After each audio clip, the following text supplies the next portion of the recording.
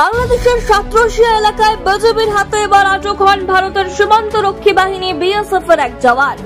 সূত্রের খবর, ভারত বাংলাদেশ সীমান্তবর্তী এলাকায় এক রাখাল ভারতের ভূখণ্ডে অনুপ্রবেশ করে। সেই সময় দায়িত্বে থাকা বিএসএফ সদস্য রাখালটিকে ধাওয়া করতে গিয়ে তিনি বাংলাদেশ সীমান্ত অতিক্রম করে ফেলেন।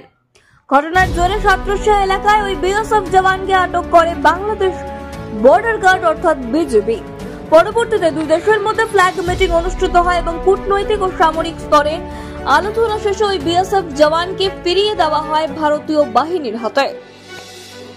জানা গেছে ওই জওয়ান ৭১ নম্বর ব্যাটালিয়নের সদস্য এবং ফ্ল্যাগ মিটিং এর মাধ্যমে বিষয়টি নিষ্পত্তি হওয়ায় উভয় দেশে কূটনৈতিক সম্পর্কের সৌহার্দ্য বজায় রাখার বার্তা দিয়েছে, যেমনটা খবর উঠে আসছে। আমরা বিস্তারিত জানাবো নিউজ ১৪ বাংলার পর্দায়।